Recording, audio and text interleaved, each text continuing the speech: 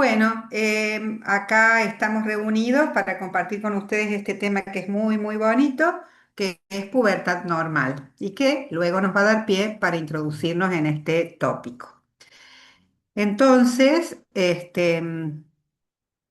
hablamos de pubertad cuando nos encontramos en la fase del desarrollo por medio de la cual los individuos de una especie, cualquiera sea, adquieren su madurez sexual. En esta etapa ocurren cambios hormonales y físicos que nos van a dar finalmente la capacidad de reproducción y también cambios conductuales y psicológicos que generalmente nos dan la capacidad de interactuar en sociedad. La iniciación de la pubertad normal es ordenada y progresiva. Hay mecanismos que controlan el inicio de la pubertad y hay factores que pueden afectar la edad en que ésta se inicia. La iniciación de la pubertad está determinada por mecanismos celulares que controlan y regulan la capacidad funcional de cada componente del eje hipotálamo-hipófiso-gonadal. El tiempo de la pubertad está influenciado por distintos factores, los ambientales, los geográficos, la altitud, la percepción de la luz, las condiciones socioeconómicas y culturales, y por moléculas bioactivas que pueden afectar el sistema neuroendocrino. Los cambios producen crecimiento en peso y en talla, modificaciones en la composición corporal y en los tejidos, se desarrollan los caracteres sexuales primarios, aparecen los caracteres sexuales secundarios. Y las características especiales de estos cambios es que varían en cuanto al momento en que ellos comienzan y terminan y también son modificados en distintos individuos en su velocidad y en su magnitud, pero siempre se producen en secuencia ordenada si estamos hablando de una pubertad normal. La aparición de los caracteres sexuales secundarios indican la actividad de las gónadas y se dividen en estadios. Existe una tendencia a adelantar el momento de inicio de los cambios relacionados al avance de la nutrición y al desarrollo en salud. Este es el eje hipotálamo-hipófiso-gonadal, como hemos mencionado. Entonces, el hipotálamo libera el factor liberador de gonadotrofinas, es el GnRH, que va a actuar sobre la adenohipófisis y en el varón y en la mujer secretan las hormonas gonadotróficas LH, luteinizante y folículo estimulante. La LH, actuando sobre las células de Leydig del testículo, van a estimular la síntesis de testosterona y actuando sobre las células de Sertoli, la FSH, va a hacer que se produzca la inhibina y finalmente la espermatogénesis. En el caso de la mujer, la hormona folículo estimulante actúa sobre las células de la granulosa, sobre el folículo ovárico, se produce el ciclo femenino con liberación final de estradiol y progesterona, mientras que la hormona luteinizante actúa fundamentalmente sobre las células de la teca del ovario en la síntesis, estimulando la síntesis de andrógenos que a través de la aromatasa se transformarán en estrona y estriol. El eje hipotálamo hipófiso gonadal, en el hipotálamo están las neuronas en el núcleo metromedial y son los que sintetizan la GnRH, que en este lugar se generan los pulsos de GnRH con descargas de pulsos sincrónicas e intermitentes con una frecuencia codificada. Estos pulsos, a medida que la pubertad se va instalando, aumentan en amplitud y en frecuencia. En el hipotálamo entonces dijimos que se libera el GnRH, que actuando sobre los gonadotrófos con frecuencia y amplitud modulada, producen una señal de secreción pulsátil en la hipófisis con la liberación de folículo estimulante y luteinizante y activando los receptores de las gonadotrofinas gonadales para que se sintetice finalmente los esteroides sexuales, también con una secreción episódica y amplitud modulada. El proceso puberal se inicia con la actividad de las neuronas ubicadas en la región basal, medio lateral del hipotálamo, que sintetizan y envían a la circulación a través del sistema porta a la hormona liberadora de gonadotrofinas. Estas actúan en forma pulsátil sobre el receptor hipofisario, induciendo síntesis de gonadotrofinas, folículo estimulante y luteinizante. Ellas, a su vez, actúan sobre los receptores de las gónadas, induciendo el desarrollo ovárico y testicular y la síntesis y liberación de esteroides sexuales. A su vez, estos ejercen su acción sobre los caracteres sexuales secundarios y sobre todos los tejidos, iniciando así los cambios físicos que caracterizan a la pubertad. El mecanismo íntimo por el cual se activan las neuronas hipotalámicas aún no se conoce del todo. Parece estar ligado a un proceso madurativo en el que intervienen otras neuronas y células gliales del sistema nervioso central. Las células productoras de factor liberador de gonadotrofinas son inhibidas luego de los primeros 2 años de vida y durante toda la infancia por dos mecanismos, uno inhibitorio central y otro por reducción de impulsos excitatorios sobre estas células. En la edad puberal, los fenómenos inhibitorios disminuyen y los excitatorios aumentan. Además de la acción de estos neurotransmisores, hay factores de crecimiento sintetizados por células gliales que parecen estimular directamente las neuronas productoras de gonadotrofina, de factor liberador de gonadotrofina.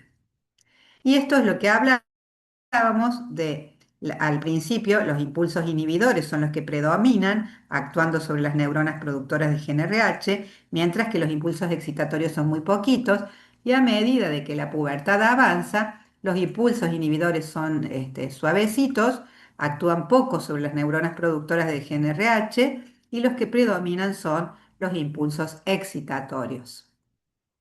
Los neurotransmisores inhibitorios conocidos son el GABA, los opioides endógenos, el neuropéptido I y otros tantos. Y los excitatorios pueden ser mecanismos transinápticos, como los aminoácidos excitatorios del glutamato, el aspartato, la norepinefrina, NPI y sobre todo el más conocido quispeptina GPR54, y los que están actuando en la comunicación glial, como el TGF y las neuroregulinas. Esto es importante porque después en la parte clínica nos va a ayudar para interpretar algunas situaciones. El desarrollo del eje tálamo hipofisario, ¿cómo se da? Las neuronas productoras de GnRH migran desde el ectodermo oral y entre la sexta, octava semana de vida fetal se alojan en el hipotálamo medio basal. El eje hipotálamo hipófiso gonadal se activa a partir del primer trimestre. La LH y la FSH son detectables a la novena semana de gestación. Luego el eje se inhibe por las hormonas placentarias.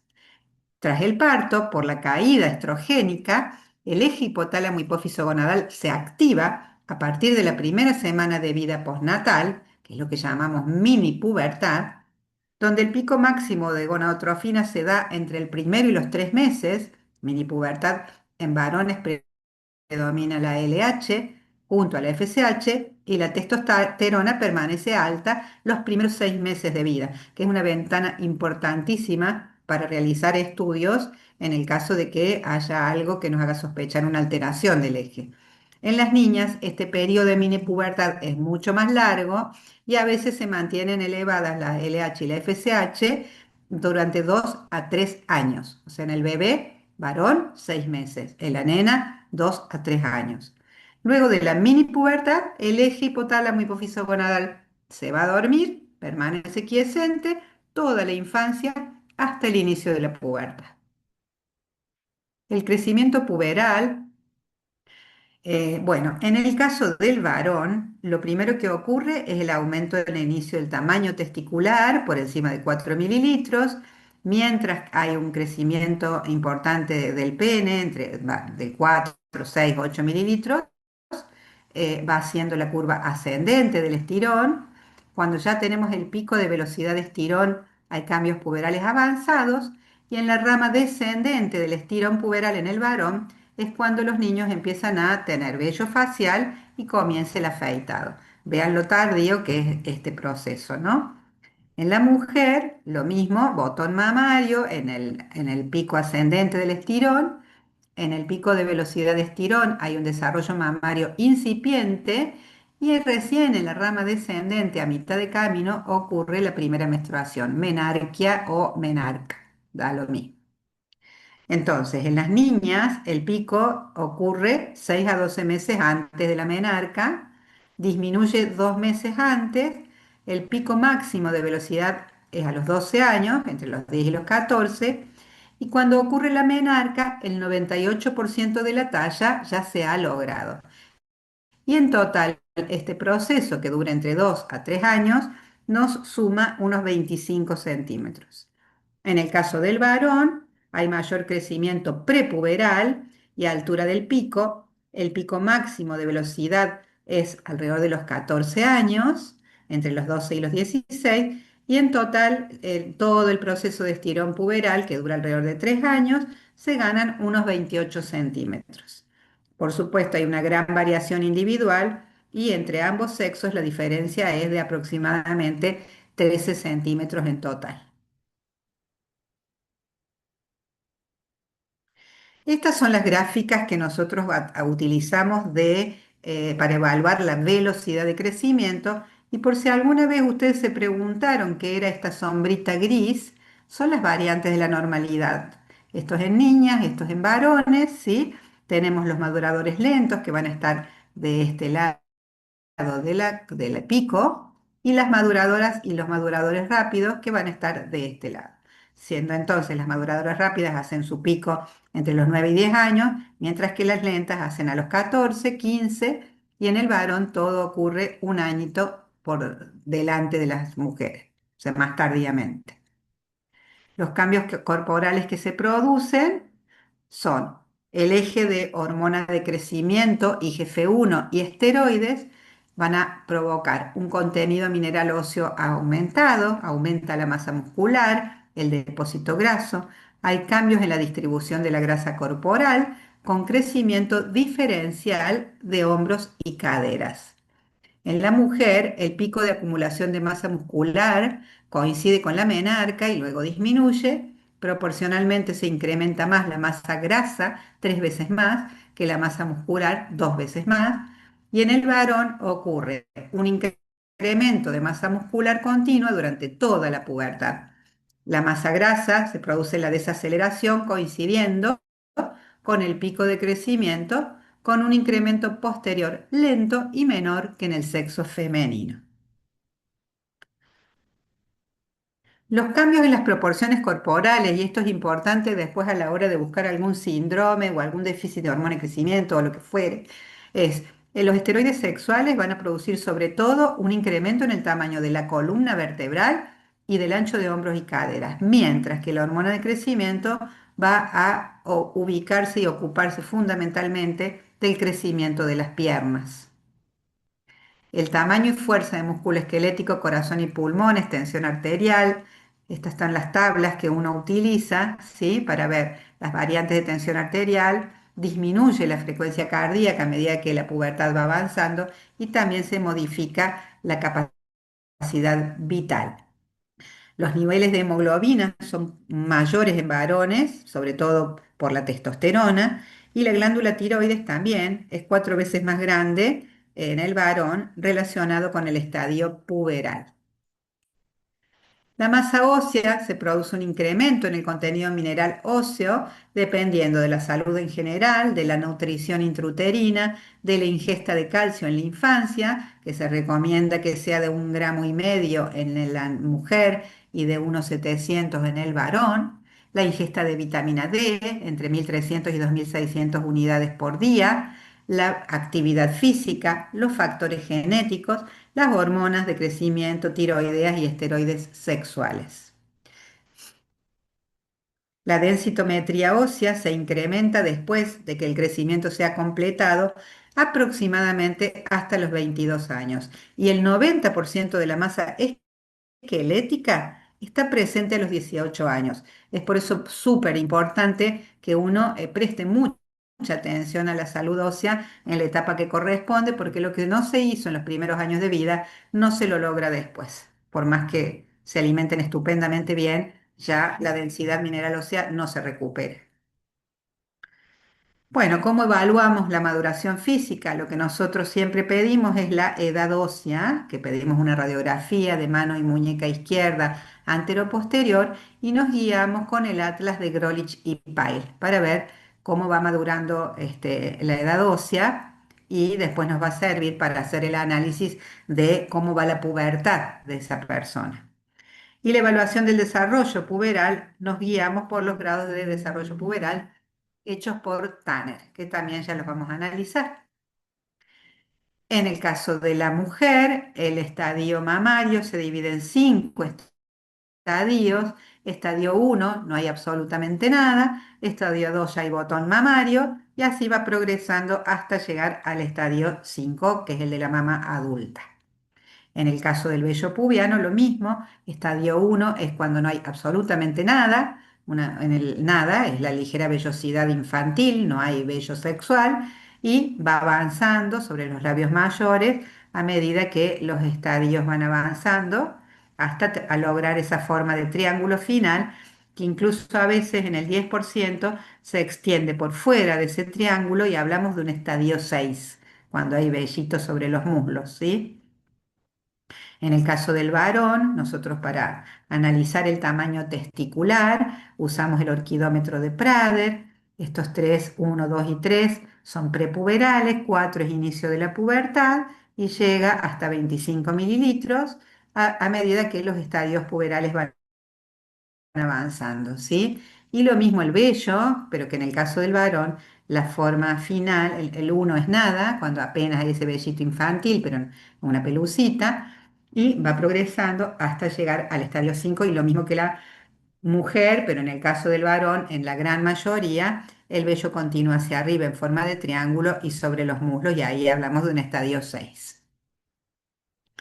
Estas son las secuencias de eventos puberales tanto en las mujeres como en los hombres, ¿sí? En el caso de las mujeres, hablamos de 10 años 8 es la media en la aparición del botón mamario, 11 en la aparición del vello pubiano, pico de estirón puberal a los 12 y menarca alrededor de los 12 años y medio. Entonces, hablamos del inicio de la pubertad, de una pubertad normal cuando se desarrolla entre los 8 y los 16, pero siendo habitual entre los 11 y los 14, adelantada entre los 8 y los 11, precoz si es antes de los 8 o retrasada si es entre los 14 y 16, siempre hablando en mujeres.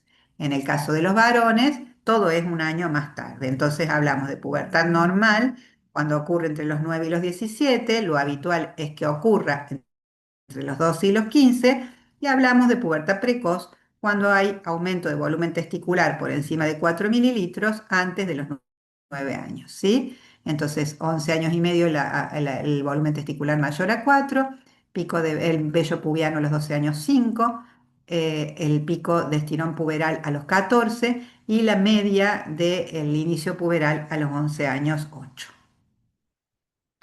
Bueno, esta gráfica también la van a encontrar en el librito verde de la SAP, ¿sí? Hablamos de precoz por debajo de los 8 en la nena, de los 9 en el varón, adelantada entre los 8 y los 10 en la nena, un año más en el varón, y lo que dijimos recién, la edad habitual en la nena entre los 10 y los 13, en el varón entre los 11 y los 14, retrasada en la nena entre los 14 en adelante, en el varón a los 15, y hablamos de hipogonadismo cuando el botón mamario aparece después de los 16 en la mujer y el volumen testicular es mayor a 4 mililitros a partir de los 17 en el varón.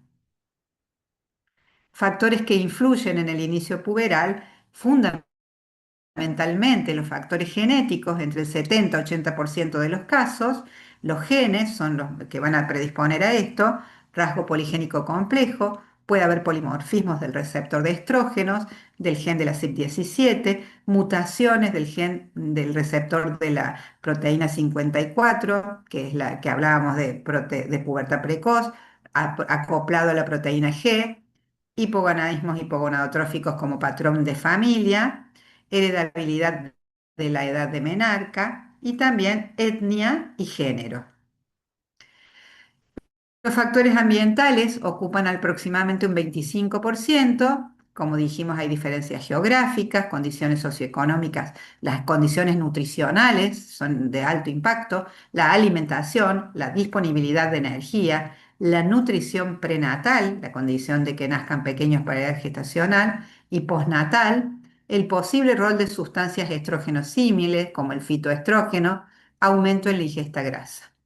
Factores estresores como enfermedades crónicas, actividad física extrema, ambiente familiar, adopción, padres ausentes, los disruptores endocrinos, que vamos a hacer un comentario cuando hablemos de pubertades precoces, y la tendencia secular, que es lo que ocurre en una población cada 10 años, es que muy lentamente las edades de menarca fueron aumentando. Pero miren la lentitud, de 12,7 a 12,5 en 25 años. O sea, muy lentamente esto se va modificando y adelantando.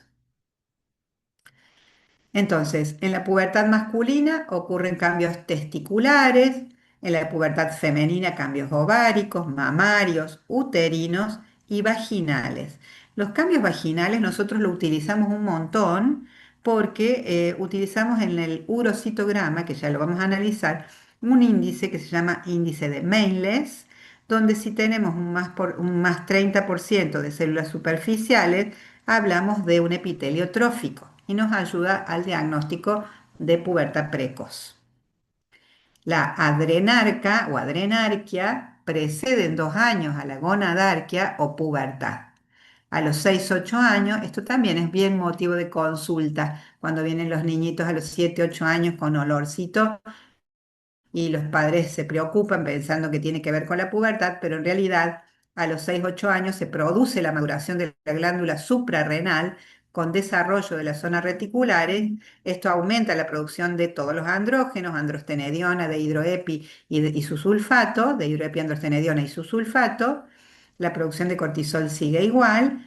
Todo este mecanismo está controlado por la hormona CTH, y esto no tiene que ver con la pubertad en sí misma, o sea, es gonadotrofina independiente.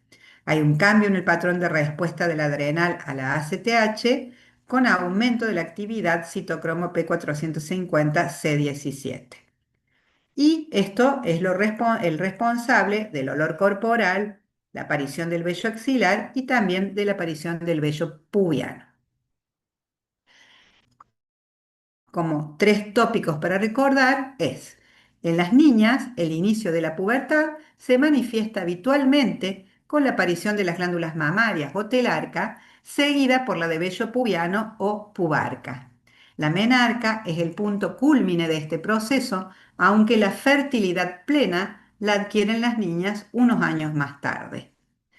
En los varones, el primer signo de desarrollo puberal es el aumento del tamaño testicular mayor a 4 centímetros cúbicos, que ocurre alrededor de un año más tarde que el inicio puberal en las niñas.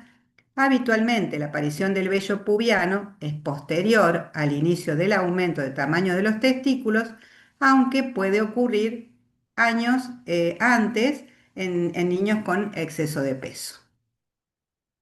Muchísimas gracias. Hacemos un corte